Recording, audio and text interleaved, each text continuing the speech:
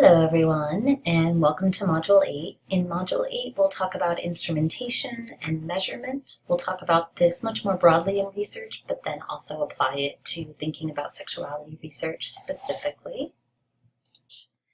As an overview, we'll talk about a lot of things today, but I think it's important to remember that measurement is everywhere. We measure all sorts of things in research: physical characteristics, behavior, cognitive factors, attitudinal factors, cultural factors, and within all of those is often a temporal factor of time, particularly for behaviors.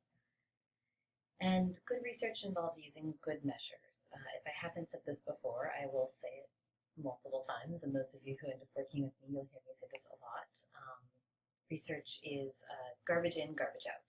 If you put in terrible measures, if your study is poorly designed, then the data that you will get from that will be garbage. So garbage in, garbage out.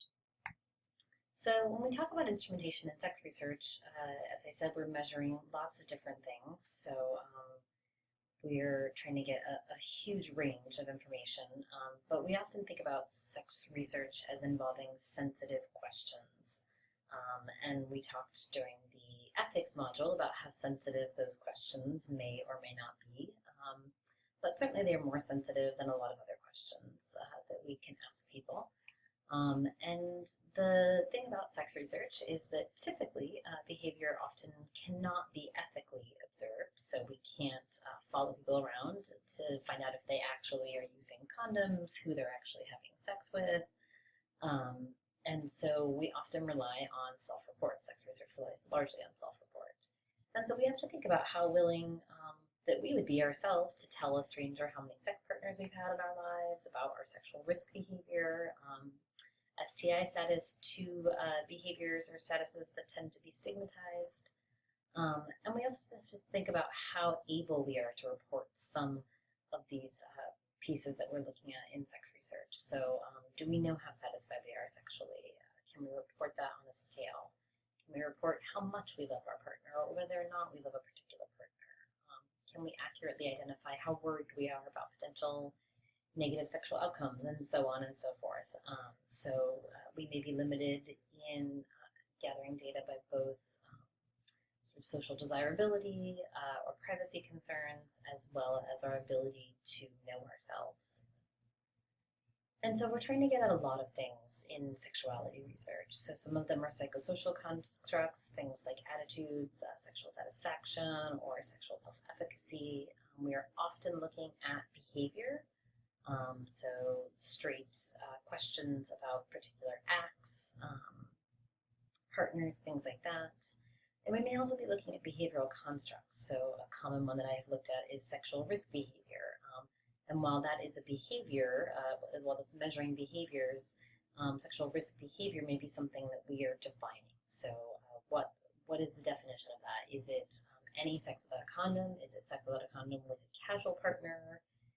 If we're with a monogamous partner, is that still risky? Perhaps it depends on pregnancy. What is the risk outcome that we're interested in? So we may be measuring behavior and behavioral constructs. We may also be measuring physical health and functioning, so STI status, blood flow, and muscle response. And we're also measuring social context. And so we know that sexuality does not occur often in isolation unless we're studying masturbation.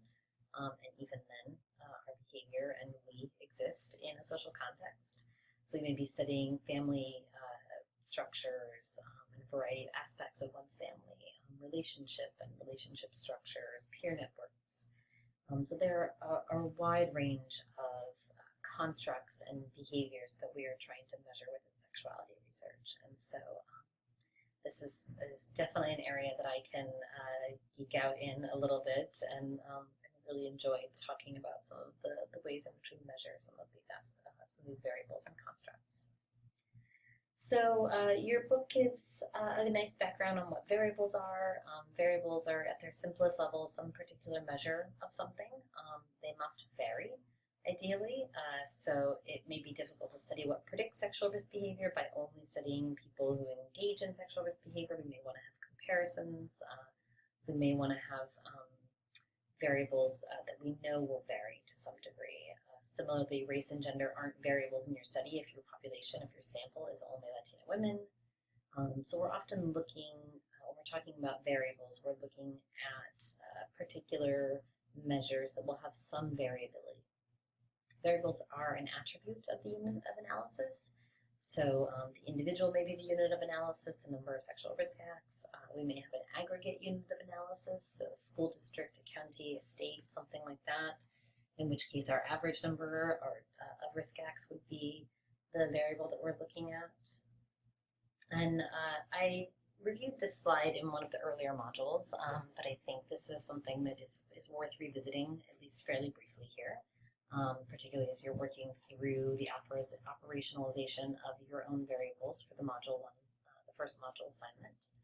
So independent variables, in experimental research, these are factors that we manipulate as an intervention condition or components. In non-experimental research, we sometimes call these predictor variables, and we examine these as predictors of other variables, like gender when we're comparing groups, individual characteristics like self-esteem. And dependent variables in non-experimental research, we sometimes call these outcome variables, and these are variables, much like the name leads you to believe, that we think may depend on our independent variables. And so some variables can never be dependent variables, like biological sex or race, because nothing else that we will measure will predict that. So if we're looking at an association between self-esteem and gender, gender would always be our independent variable because our level of self-esteem doesn't determine our biological sex. And then I'll mention mediating and moderating variables again. Mediating variables are variables that we think may, as the word says, mediate an association between an independent and a dependent variable. And I gave this example the last time, so I won't explain it again here. Moderating variables are variables that we think may influence or change an association between an independent and dependent variable. So for example, gender might moderate the association between depression and drug use. And there are variables that we control for, and so we can control for those from the get-go, or we realize that we need to control for them as we go through the course of our research. And so variable types, your book does a nice overview of this, but variables are commonly measured in 4 ways. Nominally, these are more qualitative attributes of individuals, like religion or gender, and so we don't necessarily have to worry about the values associated with these. For example, in SPSS, in a statistical analysis or data set, we don't have to worry about whether Christian we label as 1, Muslim is 3, Jewish we can call 278. The numbering behind these doesn't matter. It's the categories that matter. We often talk about dichotomous variables. This is a special case of nominal variables in which we only have 2 values, typically 0, 1. So male, female, pregnant, not pregnant, HIV positive, HIV negative, or unknown. If we lump those into 2 dichotomized groups. These are also categorical data, are the overarching way that we talk about both nominal and in some cases ordinal data. So ordinal data are values that exist along some continuum of low to high. The distance between these values is not necessarily equal. So if we ask people on a scale of 1 to 7, how much do you enjoy sex? The distance between rating it a 1 and a 2 may not be the same or have any meaning necessarily as the distance between 5 and 6, for example. Interval data, and so interval and ratio data are what we often consider continuous variables. Ordinal data we can treat as either continuous or categorical, depending on what we're looking at. Interval data are values that exist along a continuum of low to high, so again, continuous data. And the distance between the values is equal. There is no absolute 0 point in interval data, which is in contrast to ratio data. So for example, if we're looking at temperature, 0 doesn't really mean the absence of temperature. It's a marker of what the temperature is, but it doesn't necessarily mean the absence of that construct or that variable. But we do know that the difference between 10 degrees and 20 degrees is the same as the distance between 30 degrees and 40 degrees, so that distance between the values is equal. Finally, ratio level data are similar to interval, but they have an absolute 0 point. So for example, the number of sexual risk acts, 0 does have meaning. It means the complete absence of sexual risk behavior. I have a little asterisk here because sometimes we may make something missing, for example, if that answer might be zero. So, for example, if you ask somebody how many times have you had vaginal or anal sex and they say zero, we may not necessarily ask them how many times have you had vaginal or anal sex without a condom, because they didn't have any vaginal or anal sex in the first place. So we can code that follow-up question about sexual risk as a zero, but we have to think about what that zero means. So the zero for them would mean that they haven't even had a chance to have any sexual risk behavior, whereas a zero for somebody who is sexually active would indicate that they have had sex but have not engaged in any risk. So just a small caveat of thinking about the meaning of zero, even though in ratio data the zero does have some meaning. Ratio level data allows ratios to be drawn among subjects, so we can say, for example, somebody engages in twice as much risk behavior as someone else.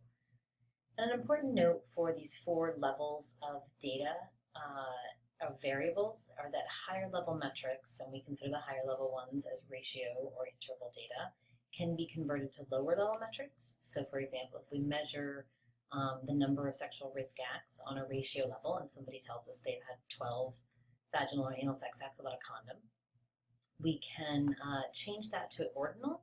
We can put those responses into categories and say, okay, this person who has 12 fits into this third category of between 6 and 20 acts.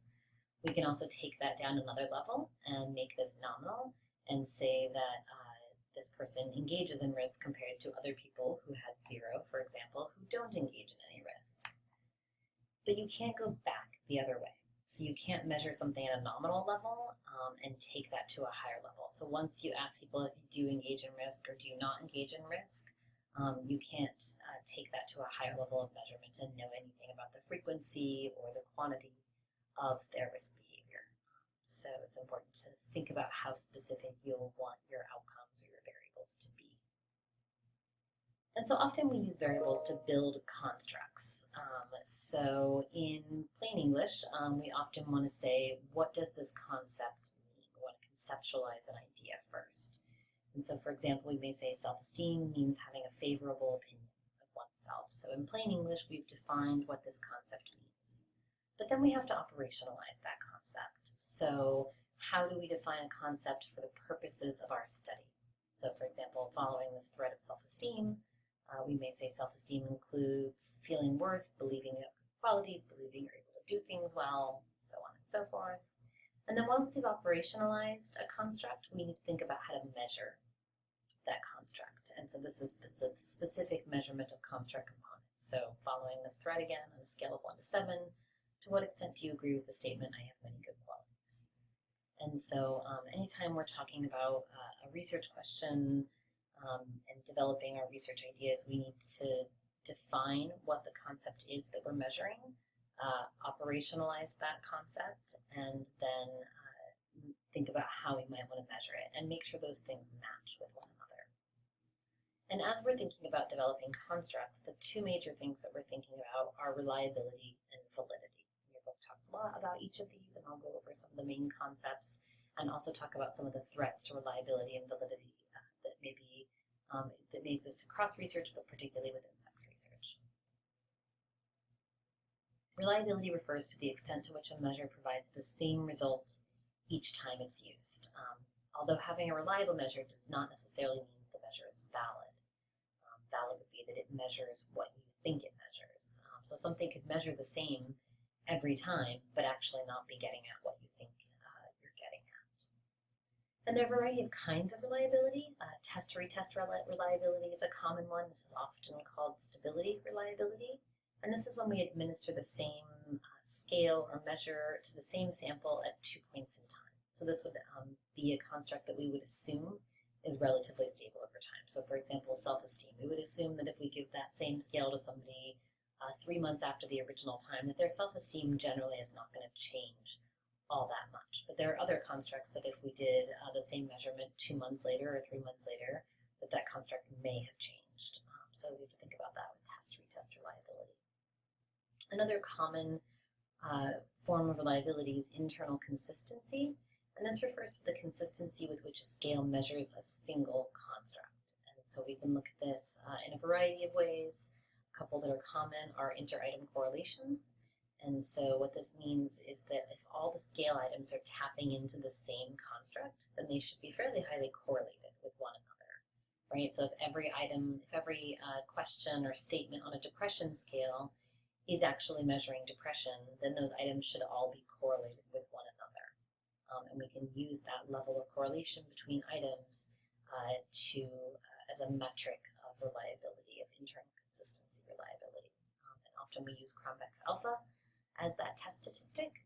A split half method is a very similar way of looking at this. We split the scale in half and compare the responses to each half of the scale. Again, these should be highly correlated if they are measuring the same thing, if the scale is internally consistent or internally reliable. And these reliability coefficients, much like correlation coefficients, range from 0 to 1, with coefficients closer to 1 indicating greater reliability. So when you read articles, you'll often read, here's the scale that we used, Cronbach's alpha was 0.92, which is great reliability. It means that the items within that scale are very highly correlated with one another and likely are measuring that scale is measuring one single thing. Validity, so we talk about validity in a couple different ways. So stepping outside of the measurement issue and the instrumentation issue, we often talk about the validity of a study or of a research design more generally. And in this case, we talk about internal validity and external validity. Internal validity is the extent to which we're able to derive clear, causal, if we're looking at causal experimental research, conclusions from our study. So the extent to which the study itself makes sense, is doing what it's supposed to be doing, and therefore is internally valid.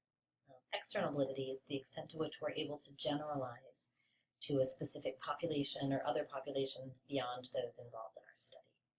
So we may say this study is great, it has a lot of internal validity, but we did this weird thing in a lab that doesn't make any sense and doesn't tell us anything about how people operate in the real world. So it may be high in internal validity but lack external validity, and that we can't generalize what we found to the real world. But what we're going to talk about more in this module is the validity of a measure. Validity refers to the extent that a scale or some sort of a measure is measuring the construct that it is intended to measure. And so there are a variety of ways in which we measure validity or determine measure validity. So one, your book talks about these as spaced validity. When we look at the items in this scale, we look at the scale as a total. Does it appear to measure the construct that it says it does? Content validity is a question about whether scale items represent the universe of all possible components of the construct it is intended to measure. So for example, if we have a depression scale, does that depression scale only get at the affective components of depression? Does it also get at the behavioral components? So essentially, is it as complete of a measure of a particular construct as we can get it to be? Construct validity is probably one that you've heard about before or read about. This is the extent to which a measure relates to other measures in predictable ways. So sticking with the depression example, if you're developing a new measure of depression, you may want to look at its association with other measures of depression. And we would expect, if it's a good measure of depression, that it's fairly highly correlated with other measures of depression, or with other behaviors or psychological or psychosocial factors that we know from the literature are highly related to depression. So another example of this, we know from the literature that the age of sexual initiation is associated with other behaviors, so alcohol, cigarette use, marijuana use, other sort of delinquency behaviors. And so we would be able to say this scale that measures sexual development or sexual initiation is associated with other factors that we think that it would be associated with. And finally, criterion validity is the extent to which a measure relates to its expected outcomes. So a non-sex research example would be the SAT predicting college success. So the SAT is designed to do this, and so if a measure is valid, it should ideally be predictive of the outcomes that it is designed to predict. And so there are a lot of threats to both validity and reliability. So to validity, we often talk about cognitive threats to validity, and this is problems with comprehending a measure, recall in terms of timing or placing events in a proper time frame. And there can also be situational threats, problems due to social desirability or interviewing conditions. And so let's talk about each of these in turn and some ways in which we can try and avoid these or minimize the threats to validity. Cognitive threats are the process or sort of the cognitive component of responding to items and deciding, do I put a 1 or a 7 or a 6 on this particular question. Involves 4 cognitive steps. So first we have to comprehend the question, we have to understand what the question is asking, we have to be able to retrieve or remember that information, we have to make a judgment as to what the appropriate response is, and then we have to produce that response. And we're often talking about producing a response that's maybe internally consistent with our belief system, externally consistent with the question. Retrieving that information may involve some shortcuts that we use, some cognitive schemas. And so all of these levels of the process of responding to items are subject to issues, to mistakes, to problems in this process of responding to items. And so there are a variety of things we can do to try and increase validity and improve the process of responding to items. So we know that simpler questions produce more valid responses. In some cases, depending on what we're interested in, it may be easier to remember ever having engaged in a behavior than it is to report the amount of behavior. It certainly depends on the time frame. Asking about the occurrence of recent events is preferable to longer periods of time, so past 3 months versus past year might be better. Telescoping, or the telescoping effect, is this process of thinking that things that are farther in the past are more recent to us. And so if we ask people for a 30-day window, they may actually put a lot more in that 30-day window than actually happened in that 30 days, because something that happened 90 days ago feels like it happened in the last 30 days. So that's a telescoping effect, which is a cognitive psychology term. Some behaviors are reported more accurately from the distant past than from the recent past, so we have to think about how good people are at remembering things and what the time frames are that people work best in. And so some of the ways to get around some of these issues, particularly recall issues, may be collecting data in a daily format. And so this can help us to reduce recall bias by asking at the end of every day, these are called daily diaries. At the end of every day, what did you do today? What's the sex that you have? What's the drug and alcohol that you used? How did you feel? Etc. We can have respondent make journal entries, which reduces social desirability bias as well, and allows for greater flexibility in how they complete the study. Unfortunately, this means that they may not complete all of their days. So this is a trade-off that we may have to make when we're thinking about doing this kind of daily data collection. A lot of people are using daily phone check-ins as a way to get people to complete more of the days of a daily data collection protocol. So this may be initiated by the respondent, allowing them some greater flexibility in being able to call and report their behavior, but again, they may not call. It can be initiated by the interviewer, by the researcher. Participants are more likely to follow through, but you may be irritating to people, getting people at an appropriate time. Another issue that we have to think about when measuring some of these behaviors is reactivity. So if you're repeatedly reporting what some might consider bad behavior, or what might be stigmatized behavior, what you perceive the researcher to think is bad behavior, so for example, sexual risk behavior, may actually cause the respondent to alter that behavior. And so if you're doing a longitudinal study, this may be particularly relevant to you. And this is something that I have encountered in doing, I believe the other reading for today, not your text chapter, but the Scott Sheldon reading, talks about the timeline follow-back, which is a widely used method and one that I have used a lot over the last 15 or so years. And this is a method in which you sit down with a calendar and you write out everything that the person has done, sexual behavior, and we've looked at substance use as well. And you write this down for them, and you lay it out on a calendar. And so often I've had people get to the end of it and look at the calendar and say, wow, I use a lot more cocaine than I ever thought that I did. I'm going to curb my behavior. I'm going to actually change that. And so they come in for their next appointment, whether that's 2 months later or 4 months later or whatever. they come in for that next appointment and they say things like, after I saw that calendar last time, I really changed my behavior. And so we weren't trying to change their behavior. Some people talk about this as assessment as intervention. We definitely weren't trying to change the behavior, but now with the next follow-up, we're actually getting a lower level of behavior than we would have gotten. So it's not necessarily an accurate depiction of what would have happened naturally with these people. So some people are looking at experience sampling method as a way around this. So we randomly beep people, they provide their answers at that moment, and so they're not reporting their behaviors in aggregate. They're not sitting down and saying, here's everything I did for the last month, but they're doing it sort of day by day, which may help minimize some of these effects of reactivity. And so then there are some threats to validity due to situational factors.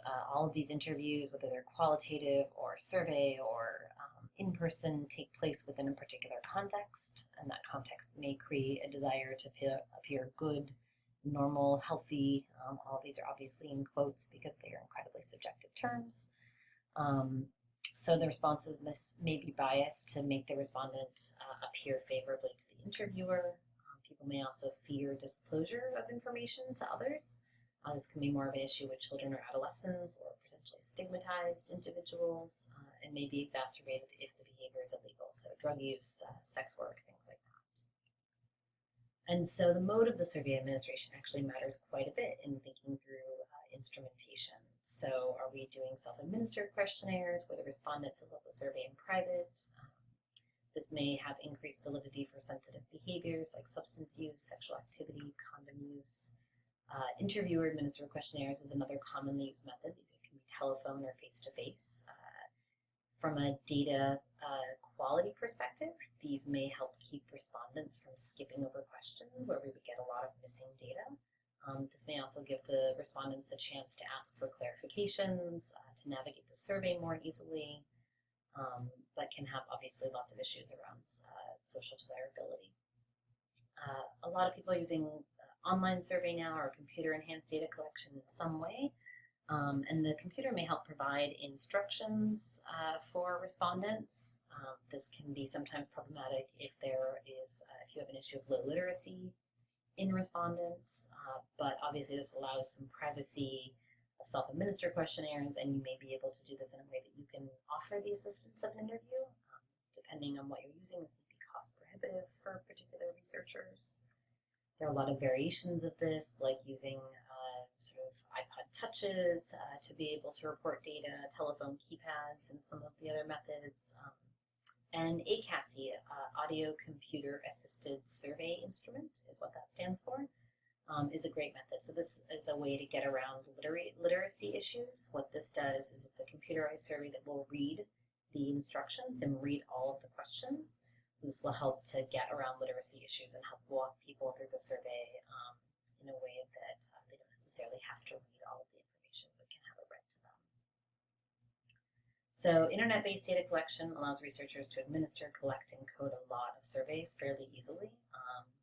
It's a really popular way of doing surveys and something that I have used quite a bit.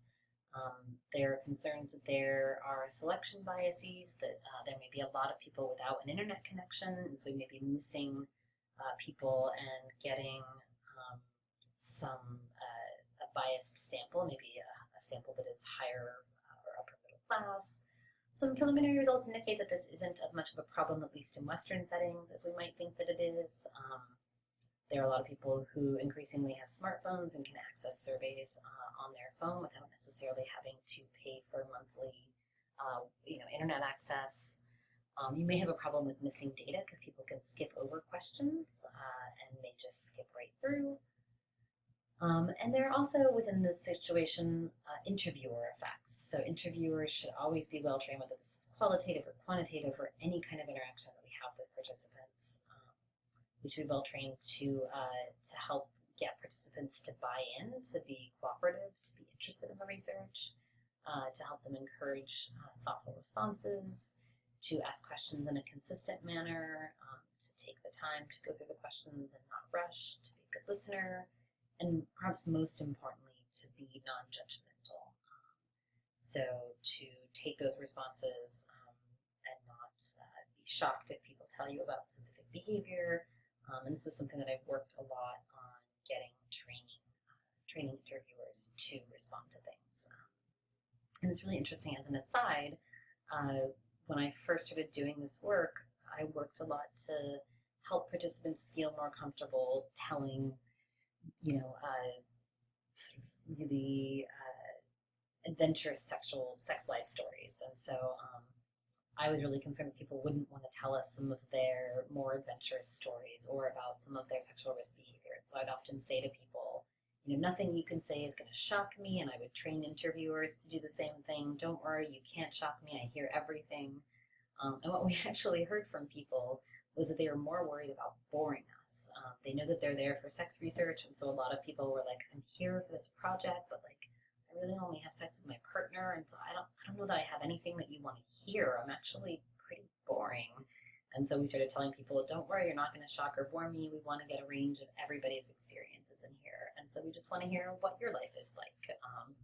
So that was a good lesson to me that I thought people would be more concerned with shocking us, and in fact, they were more concerned with boring us. We also know that age, race, ethnicity, gender, and sexual orientation may have effects on our respondents, and so we may want to pay attention to those characteristics. We may want to think about whether or not some people would do better with certain kinds of interviewers or researchers than others would. We can ask people about that. We can do pilot work or focus group work or qualitative work ahead of time to find out what people would prefer, but these effects certainly do happen. And so the setting of completing surveys or interviews is also really important. We want to ensure privacy, obviously, and some people may vary in what they consider to be a private setting. So for some people, home may be private, others work or a neutral location. Children or adolescents present particular challenges, so often more sensitive behaviors are reported at school than at home, which might be due to peer pressure or fear of having that behavior disclosed, for example. And social desirability is also a big issue. So we know that social desirability influences responses in a variety of ways. Alexander and Fisher did a really interesting study where they used a bogus pipeline method. And the bogus pipeline method is basically telling people that you're hooking them up to a lie detector, and you hook them up to a machine that looks a lot like a lie detector, but that machine doesn't actually do anything. But the participant thinks that it does. And so in this particular study, they asked men and women the number of sex partners that they had in their lives, their total number of sex partners in their lives. And in a lot of research, we find gender differences in the number of sex partners such that men report more partners than do women. In this particular study, when they hooked men and women up to this fake lie detector, they found that gender difference was reduced. So their men and women reported much more similar numbers of partners than other research has found. And this was movement in both directions. So women were reporting more partners, men were reporting fewer partners, leading the researchers to conclude that typically men might overreport, women might underreport, making them look more dissimilar than they actually are. So we know that social desirability influences responding. And topic sensitivity and social desirability may vary across groups and people, depending on what the topic is and who the people are. So one of the best things that we can do is ensure anonymity or confidentiality, depending on what we're offering to people. We can measure social desirability, so we can ask people how honest or dishonest they were as a result of their concerns about other people finding out their behavior or reporting that behavior to other people. So a lot of people put like a basic social desirability scale into their list of measures. I have done this in some research. I'll have to say I've never looked at it in looking at the results. So this is something that you just kind of have to assume is probably having an impact, but there's very little you can do about it. And you can also then just discuss it as a potential influence on your results and your conclusions. So coming back to this idea that we're asking sensitive questions to people, there are some ways in which we can ask sensitive questions better. So we can place the questions in our survey or in our interview. This is called the Goldilocks rule, so not right at the beginning, when people maybe haven't learned to trust you yet, or you haven't developed rapport yet. Excuse me. And not at the end when they might be tired. But as per the Goldilocks rule, in the middle, so just right. We can also sequence the questions in ways that might help people feel more comfortable reporting sensitive information. So, for example, if you ask people about their attitudes about extramarital sex before you ask them if they have it, asking them their attitudes may give them the sense that whatever their belief is acceptable for us. That if they believe that it's okay, we understand that that's a response option for people. So a lot of researchers recommend asking about attitudes before asking about behaviors. Again, prefacing with reminders of confidentiality and any other provisions, referrals, clinicians, etc.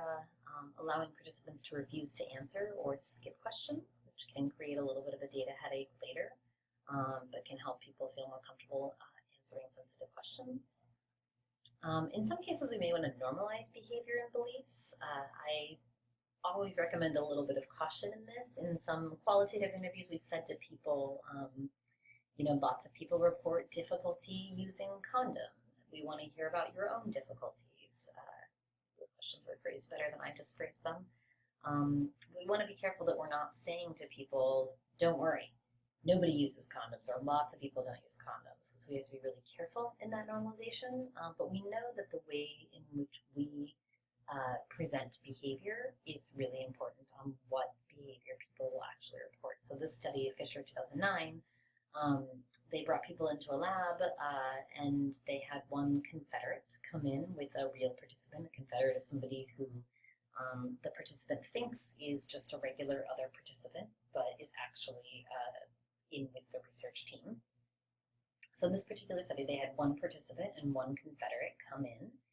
And when the confederate walked in, the researcher and the confederate pretended like they knew each other. Like, oh, I recognize you. It's so great to see you. Don't you have a boyfriend or a girlfriend? Are you still with that person? And then the confederate would say, no, I'm not with that person. I actually cheated on them, and so they broke up with me. And then in one condition, the researcher would say, oh, that's terrible. I can't believe you cheated on somebody. Cheating is really terrible. That's kind of awful of you. Anyway, let's go on with the research. And in the other condition, the researcher would convey more permissive norms. So they would say, oh, well, no big deal. I guess everybody cheats, and so, whatever. Anyway, let's go on with the research. And then they asked the real participant to report whether or not they had engaged in extradyadic sex, so sex outside of their relationship. And what they found was that people who had overheard or who had listened to the more permissive response to cheating were much more likely to report that they had themselves engaged in sex outside of their relationship than the participants who had heard the more conservative form of that conversation. So we know that the norms that we convey to people do impact the behavior that they report to us. There may also be literacy and language considerations. Lynn Phillips wrote a great book that's called Flirting with Danger, where she talked about interviewing college women about their sexual assault experiences. And so often when she asked a fairly simple question about whether or not they had been raped or sexually assaulted, lots of women would say no, that they had never experienced that. But when she actually interviewed them, they would describe situations that actually did meet the legal definition of sexual assault. But they would call it something like, it was just a bad night, it was a misunderstanding, he didn't mean to do it, we communicated poorly, there was alcohol, whatever. So thinking about how we phrase questions and how other people might understand those questions or define their experiences. And so your book gives a lot of information at the end of this chapter, great information about creating your own measures. And so we often make a decision about whether we're going to use existing measures or create new measures. And so the perks of using or adapting existing measures are that those measures have established reliability and validity, so we don't have to go through the process of determining those factors. We can compare the data that we gather with other samples to see if our sample scores higher, lower, same as other samples have scored. Your book talks a little bit about the process of finding and deciding between measures, probably many of you are familiar with the book, but there's a handbook of sexuality-related measures that if you're going to go forward into research, I think is a great resource to purchase. And we also have to make appropriate adaptations. So the scale was created for heterosexual college students, but we would like to use it for middle-aged gay men. We have to think about whether we can just use it as is or whether we need to make some alterations to it. And then if we make those alterations, does that impact reliability and validity and the scale in general? The perks about creating a new measure or creating new questions, that those questions or those measures are specific to our needs. We often want to create these measures or questions in consultation with the literature, with colleagues, with the community that we're actually studying, whether that's through qualitative interviews, ethnography, focus groups, etc. And we absolutely want to pilot test that. So we want to see if it's usable and acceptable. So do people read it and they're able to understand it and comprehend it and answer the questions in the way that we ask them to? Does it irritate them? So do they find it acceptable or do they find it offensive? And then reliability and validity, as we talked about before. And also variance. Do people vary on their responses to this scale? If everybody answers the same thing on the scale, that doesn't give us a good variable. In all of our statistical tests, we're trying to understand relationships between variability in different variables. So does the variability in gender predict the variability in self-esteem? But if everybody scores a 10 out of 10 on our self-esteem variable, we have nothing to predict. So we always have to make sure that we're actually capturing some variance with the measure. So we'll talk a little bit about creating questions and measures. Your book gives some great information, but I'll give some additional tips. And you always want to be asking yourself the purpose of the questions or the measures that you're putting together, and how will your participants understand and answer those questions. I recently put together a measure that we used in a timeline follow back. And what we found is there was zero variability on it, and people just didn't know how to answer it. It made perfect sense to me. It was based on a theoretical framework. I thought it was a really lovely question to ask. And it turns out I am the only person that question made sense to. So we ended up changing that question and asking it in a different way that still worked with the theoretical framework and with the purpose of the question, but made a lot more sense to people and gave us more variability. We want to be specific and clear in our questions. So if we're asking about behaviors, particularly sexual behaviors, we might want to be clear. So this question in the last 3 months, with how many partners have you engaged in any sexual activity? So do people count kissing as sexual activity, mutual masturbation? So you might want to say exactly what we're looking at. So how many partners have you engaged in penile vaginal sex? So obviously it's a very, very specific way of stating that, but we have to think about whether or not we want to sacrifice some clarity and specificity in that question. We also want to avoid bias in our questions and our measures. So we want to make sure that if our sample is going to be a range of gender experiences, we don't gear our questions only to certain gender experiences. We don't make assumptions about sexual risk behavior. We want to avoid leading, emotional, and evocative questions. So this question, do you think that women are often pressured to engage in sexual activity at play or sex parties? That question is certainly a leading question. We obviously are asking, like, don't you think this happens? Rather than, have you ever seen this happen? Or, in your opinion, does this happen? Avoiding double-barreled questions. So this is trying to ask more than one question at one time. For some questions, it might be okay to say, do you think that men and women should do whatever, should be whatever? We may want to ask that for, do you think men should? And then a separate question for, do you think women should? So making sure that we're asking a single question. Avoiding double negatives, which are confusing to people. So people should not be required to reveal their latest STI status testing results to new partners. So if I say disagree to that, what does that mean? So I disagree that people should not be required, which means I think that they should be required. So try and phrase things as simply as we can, and then utilize and define appropriate terminology. So I did a survey recently where we asked people if they had designated a partner with whom they were fluid bonded, and not everybody knows what that means, and so we were clear in defining that early on in the survey. And once our questions are done, or as part of the creating the questions, we have to think about our response options. And again, these should be clear, appropriately specific or general, non-overlapping and applicable. So we want to try and anticipate all possibilities and provide another option in which they can fill in more information. We want to specify our time frames and our response unit. And again, there are issues with memory and self-report in here. We want to try and do whatever we can to facilitate recall. So if you can give people date ranges, for example, in the last 3 months, since the date of whatever 3 months ago was, have you engaged in this particular behavior, or how many times have you engaged in this behavior? We can try and utilize previous responses. So you said that in the last 3 months you engaged in penile vaginal sex with 10 partners. Of those 10 partners, so trying to do our best as we can to facilitate accurate recall for people.